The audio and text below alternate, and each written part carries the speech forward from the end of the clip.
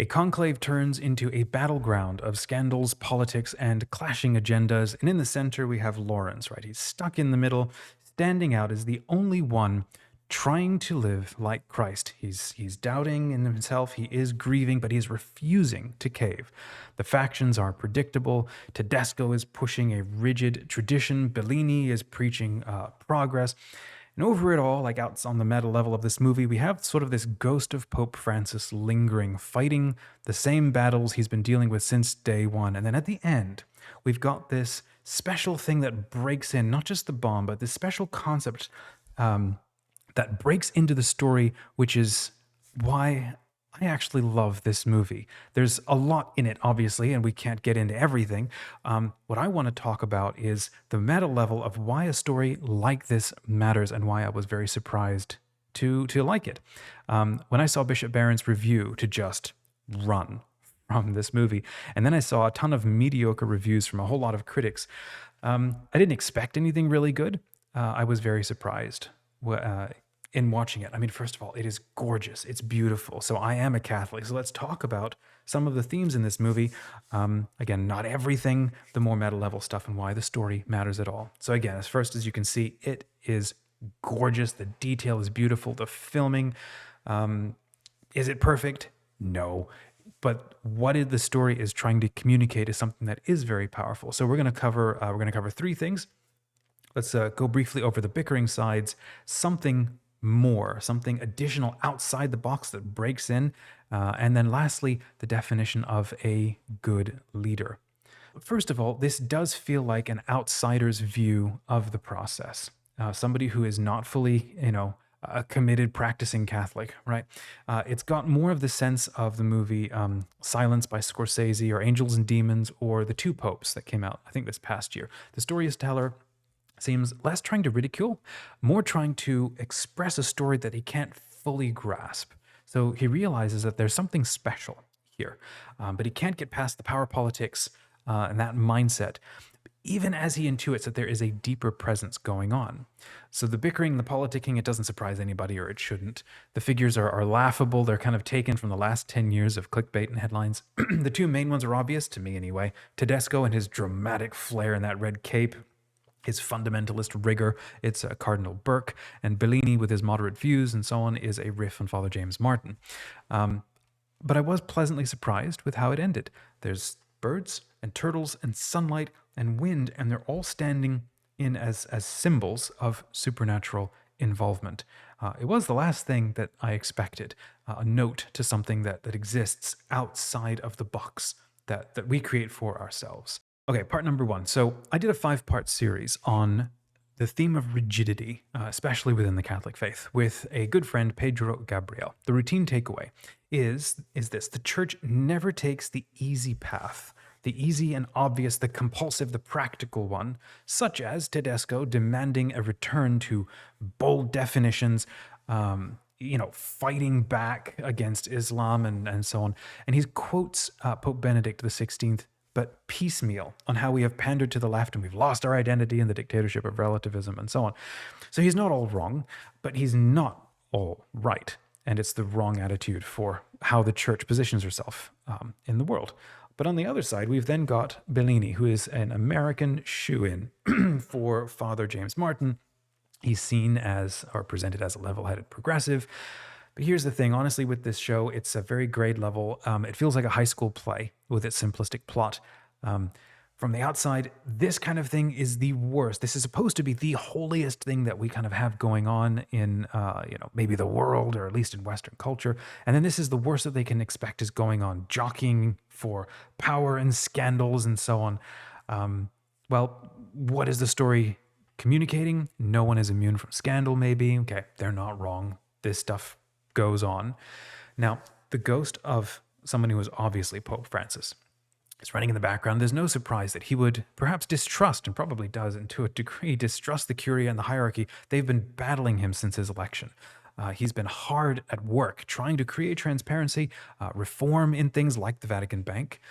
He knew that he was taking on a job that Benedict XVI was too old and getting too weak to handle in his old age. But the center of this story, the anchor of the story, is Ralph Fiennes, I love this guy, as Lawrence. Now he is being grilled on both sides. I don't think it's a it's a what do you call it? Accident. I don't think it's an accident that his name is Lawrence, because he's a passionate, trying to be a passionate presence of Christ in the film. I loved his kindness, his gentility, his unflinching resolution to not be bought and to not be controlled. His conscience battles to be true, true to his prayers amid all of the darkness, right? They're physically closed down, like in darkness. They're shuttered inside a vast painted cell. It's a bit like a metaphor for the mind. Even in this holy process of conclave, men are battling with God, with the Holy Ghost, with Christ, and with each other. So true to the germ and genius of the church, the unifying and the creative option unites them all. Pope Francis is adamant that that is a true sign of the Holy Spirit at work. So let's go point number 2. We'll come back to Ralph in a minute. The point number 2, we'll talk about there's the fact that there's something more. The directors obviously, well, not being practicing Catholics, they don't make a distinction between, shall we say, the curia, those in charge of the hierarchy, and the church as a mystical bride, of which the curia and the hierarchy make up a part alongside with every baptized Christian. Can't blame the directors. We Catholics have a hard time on the daily even understanding what this concept means, and the headlines from any country shake our faith every Tuesday, so it's not really a big surprise. But at the same time, within this story, there is an awareness that the church is something more, called to be something more. It is mediating, presencing something more, something transcendent. This way comes. The mere inclusion of every scandal among the cardinals reinforces the sense that they are weak and wrong, and there's darkness. They have fallen short of the ideal, but the ideal is proved because they fail to meet it. Figures like Lawrence and then Cardinal Benitez from Kabul, who becomes the next pope, are icons of something true. And Lawrence is the only one to sense the motion of the Spirit moving through others, through nature, and through his own grief. So let's talk about number 3, a good leader. There's actually a Disney cartoon of The Sword and the Stone. I grew up watching that. It's a retelling, actually, of an old fairy tale of a man who would be pope. But he had to learn the language of the fishes, the animals, and the birds. And what that means, it's the different levels of the human, what constitutes a human person, your different degrees of awareness, different degrees of intelligence. Well, Disney then adds a little extra, another learning space, which is the humility of Wart, the humility of Arthur before the whimsy and the spiritual warfare between or of the paraphysical and the angels. Well, in Conclave, Lawrence speaks fluently with men, with his enemies, with women, and with himself, with everything, with animals too, with how he treats the turtle at the end. He's more than a manager. He is a shepherd of a very specific flock, and he fathers them all carefully. Right at the end, the Cardinal Benitez does demand, in that revelation, that twist right at the end, it does demand the greatest test of Lawrence's faith and trust. Okay, frankly, I think that little moment there, it felt a bit forced. But honestly, what it is in terms of what that is happening in the story, it is a foil, it's a prompt to reveal the state of Lawrence's soul. So everyone else has talked about what it means and so on. I want to stay focused actually on Lawrence. What we see is that he has to let go. Whatever he wants to control, like everybody else, he has to completely let go of his agenda, his desire to control outcome. That is the state of holiness before God, that level of abandonment and trust, recognizing bigger things are in play and we're called to serve that. So I think what we see is a man trying to live the Beatitudes at the holy heights of the Catholic Church.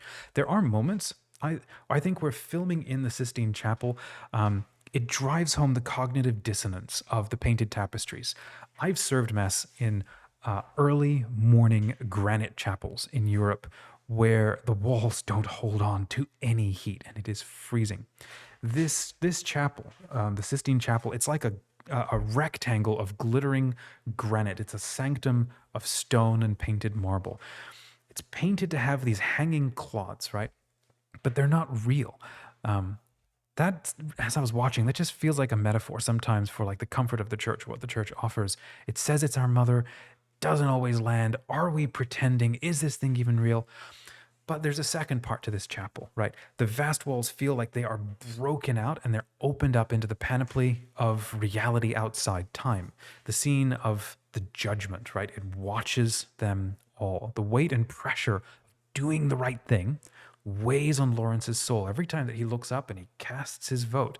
This is exactly what we would hope from somebody in this position, right? Someone serving in this role.